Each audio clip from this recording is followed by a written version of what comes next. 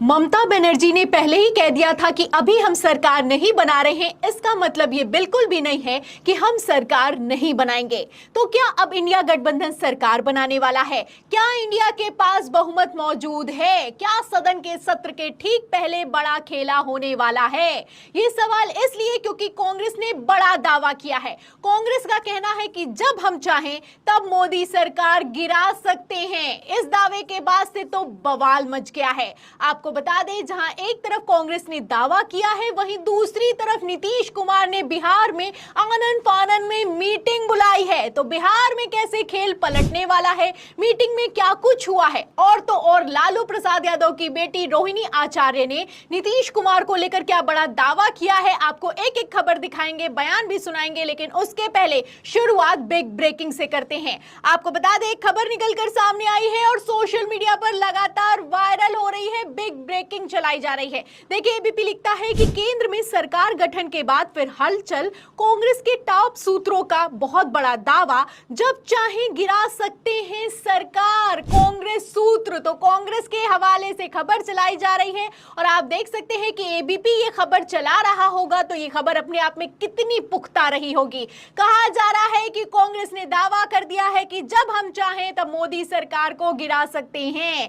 ऐसे में सवाल खड़ा होता है कि क्या इंडिया गठबंधन के पास बहुमत मौजूद है, क्योंकि कांग्रेस ने पहले ही कह दिया था जब नतीजे निकलकर सामने आए थे कि हमारे पास बहुमत नहीं है, हम विपक्ष में बैठेंगे। तो क्या अब कांग्रेस के पास बहुमत आ गया है? जो दावे किए जा रहे हैं उद्धव ठाकरे की तरफ से कि शिंदे गुट के 5 सांसद हमारे संपर्क में हैं, टीएमसी कह रही है कि भारतीय जनता पार्टी के 3 सांसद हमारे संपर्क में हैं, तो क्या अब यह सच साबित होता हुआ नजर आ रहा है? क्या सदन के सत्र के ठीक पहले बड़ा खेला हो गया है? क्योंकि मैं आपको बता दूं कि कांग्रेस ने जहां एक तरफ ये दावा किया है, वहीं दूसरी तरफ नीतीश कुमार ने बिहार में आनन फानन में कैबिनेट की मीटिंग बुलाई है। खबर देखिए, इसमें लिखा भी हुआ है कि नीतीश कुमार ने अचानक बुलाई कैबिनेट बैठक, ले सकते हैं बड़ा फैसला। तो ये वही नीतीश कुमार है जो कि ठीक 2 दिन पहले इतने बीमार थे कि चंद्रबाबू नायडू के शपथ ग्रहण समारोह में नहीं जा पाए।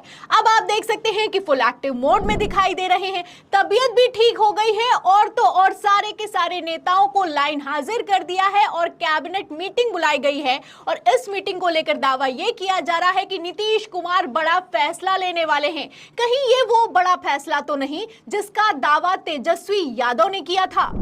हमारे चाचा जो है पिछड़ों की राजनीति और पार्टी बचाने के लिए कोई भी बड़ा फैसला 4 जून के बाद ले सकते हैं। आपके साथ आएंगे क्या?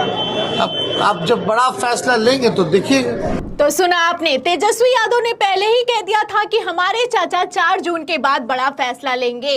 अब तो खबरें भी निकलकर सामने आ गई हैं कि नीतीश कुमार बड़ा फैसला ले सकते हैं, क्योंकि शपथ ग्रहण हो चुका है, बड़ा मंत्रालय कोई मिला नहीं है, नीतीश कुमार के सांसद नाराज हैं। लगातार बिहार में खबरें निकलकर सामने आ रही हैं कि नीतीश कुमार अब गए कि तब गए। ऐसे हालातों में मीटिंग बुलाई गई है और ये मीटिंग अपने आप में कितनी बड़ी मीटिंग बुलाई गई है, इसका अंदाजा आप इस बात से लगा सकते हैं कि 2 दिन पहले जो नीतीश कुमार चंद्रबाबू नायडू के शपथ ग्रहण में नहीं गए थे, आज मीटिंग कर रहे हैं। ऐसे हालातों में भारतीय जनता पार्टी ये अच्छे से समझती है कि नीतीश कुमार खेला कर सकते हैं, इसीलिए छोटे दलों से संपर्क साधा जा रहा है। खबर भी मौजूद है, देखिए खबर आज तक की, इसमें लिखा हुआ है कि जेडीयू की अनावश्यक मांगे नहीं मानेगी बीजेपी, सरकार की मजबूती के लिए छोटे दलों से भी संपर्क साधा है। तो छोटे दलों से संपर्क साधा जा रहा है। भारतीय जनता पार्टी जेडीयू की जो मांगे हैं उसे मानने के लिए तैयार नहीं है। नीतीश कुमार के सांसद नाराज दिखाई दे रहे हैं। जिस तरीके से रेलवे मंत्रालय नहीं मिला है, उसके बाद तो बगावती सुर निकलकर सामने आ रहे हैं। ऐसे में जेडीयू को तोड़कर एनडीए को मजबूत तो नीतीश कुमार करेंगे नहीं, ये हर कोई अच्छे से समझता है। इस हालात में आप समझ सकते हैं कि बिहार में बड़ा खेला हो सकता है, क्योंकि भारतीय जनता पार्टी जहां एक तरफ छोटे दलों से संपर्क साध रही है, वहीं दूसरी तरफ आरजेडी ने नीतीश कुमार से संपर्क साधा है। और तो और लालू प्रसाद यादव की बेटी रोहिणी आचार्य का बयान भी निकलकर सामने आ गया है। क्या कहना है, सुनिए। देखिए, इसमें लिखा है कि हम तो नीतीश कुमार के बाल बच्चे हैं, उनसे आशीर्वाद मांग रहे हैं, चाचा कब आशीर्वाद देने आएंगे उनसे पूछिए। तो आप देख सकते हैं कि किस तरीके से मनाया जा रहा है।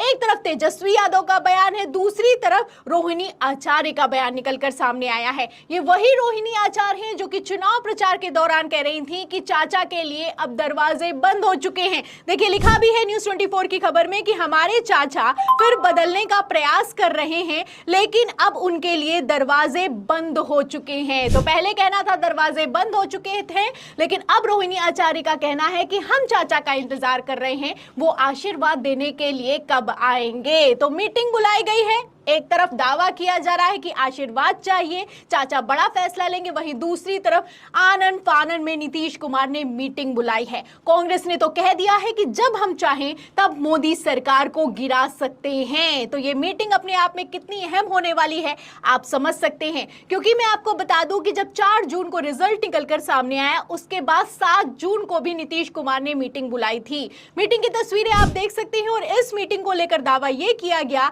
कि जेडीयू नेताओं की मीटिंग बुलाई गई है, नीतीश कुमार के घर पर बुलाई गई है, ममता बनर्जी ने नीतीश कुमार से फोन पर बातचीत की है, इसके बाद तेजस्वी यादव के प्रस्ताव पर विचार किया जा रहा है। तो तब तो खेला हुआ नहीं, लेकिन अब खेला हो सकता है, क्योंकि अब मंत्रालय नहीं मिला है और तो और सिर्फ नीतीश कुमार नाराज नहीं है, बल्कि एनडीए के दूसरे घटक दल भी नाराज दिखाई दे रहे हैं। आप अच्छे से जानते हैं कि किस तरीके से उत्तर प्रदेश के बाद अगर भारतीय जनता पार्टी को सबसे बड़ा झटका कहीं पर लगा है तो वो महाराष्ट्र है। और महाराष्ट्र की अगर बात की जाए तो एकनाथ शिंदे ने साफ साफ कह दिया है कि 400 पार के नारे को लेकर विपक्ष के झूठे नैरेटिव ने बीजेपी को नुकसान पहुंचाया है। तो एकनाथ शिंदे का कहना है कि जो हार का ठीकरा है वो हमारे सर पर मत फोड़िए, आपने जो 400 पार का नारा दे दिया था उसके चलते भारतीय जनता पार्टी को नुकसान हुआ है। ऐसे में खेल हो सकता है और कब कौन पलट जाए आप इन बयानों से, इन खबरों से अंदाजा लगा सकते हैं, क्योंकि अगर सीटों की गणित की बात की जाए तो भारतीय जनता पार्टी के पास बहुमत नहीं है, आप अच्छे से जानते हैं। और अगर दूसरे दलों की बात की जाए तो मैं फटाफट से आपको सीटें भी बता देती हूं। देखिए भारतीय जनता पार्टी की 240 है, टीडीपी की 16 है, जेडीयू की 12 है और शिवसेना जो कि शिंदे गुट की है उनकी 7 है, एलजेपी की 5 है, आरएलडी की 2 है और 12 अदर्स पर हैं। ऐसे हालातों में कब खेल पलट जाए कुछ कहा नहीं जा सकता, क्योंकि जेडीयू की 12 सीटें हैं और तो और जो एकनाथ शिंदे नाराज चल रहे हैं उनकी शिवसेना के पास 7 सीटें हैं। ऐसे में अगर 15 से 16 सीटें यानी कि 15 से 16 सांसद भी इधर से उधर हो गए तो खेल कभी भी पलट सकता है, क्योंकि भारतीय जनता पार्टी के पास 240 है, वहीं एनडीए के पास 293 हैं। ऐसे में 240 लाने वाली बीजेपी का क्या होगा सवाल खड़ा होता है। जिस तरीके से भारतीय जनता पार्टी ने मंत्रालय बांटे हैं और तो और स्पीकर पद देने के लिए तैयार नहीं है, उसके बाद से आपसी खींचतान मची हुई है, क्योंकि स्पीकर जेडीयू और टीडीपी छोड़ना चाहते नहीं और भारतीय जनता पार्टी उसे देना चाहते नहीं। तो ऐसे में 24 जून को संसद का पहला सत्र होने वाला है और 26 जून को स्पीकर को चुनना है, लेकिन स्पीकर के नाम पर अभी तक मोहर नहीं लगी है। आपको बता दें ऐसा पहली बार हो रहा है कि सांसद चुन लिए गए हैं, किनको मंत्री पद देना है क्या वो दे दिया गया है, लेकिन शपथ ग्रहण अभी तक नहीं हुआ है। अब शपथ ग्रहण क्यों नहीं हुआ है आप समझ सकते हैं, जब स्पीकर ही नहीं होगा तो शपथ कौन दिलाएगा। तो फिलहाल क्या होगा क्या नहीं होगा ये तो आने वाला वक्त बताएगा, लेकिन सवाल तो किया जा रहा है कि नीतीश कुमार रहेंगे या फिर कि जाएंगे, नीतीश कुमार एनडीए में रहेंगे या फिर कि इंडिया में चले जाएंगे। आपको क्या लगता है, क्या नीतीश कुमार बड़ा खेला करने वाले हैं? और अगर मान भी लीजिए कि नीतीश कुमार ने नहीं किया तो क्या दूसरे घटक दल खेल कर देंगे? क्योंकि इंडिया गठबंधन ने तो कह दिया है, कांग्रेस ने तो कह दिया है कि हम जब चाहे तब मोदी सरकार को गिरा सकते हैं। ये अपने आप में बहुत बड़ा दावा है और इस दावे के सामने आने के बाद से भारतीय जनता पार्टी की हालत खराब दिखाई दे रही है। तो इस पूरी खबर पर आपको क्या लगता है, ये एनडीए की सरकार कितने दिनों की मेहमान है? इस सवाल के जवाब में, इस पूरी रिपोर्ट पर आपकी जो भी राय है हमें कमेंट बॉक्स में जरूर लिखें। वीडियो को ज्यादा से ज्यादा शेयर करें, सब्सक्राइबर बटन दबाएं, हमारे चैनल को लाइक करें, सब्सक्राइब करें, ज्वाइन करें। फिर मिलते हैं अगली खबर के साथ, तब तक के लिए धन्यवाद।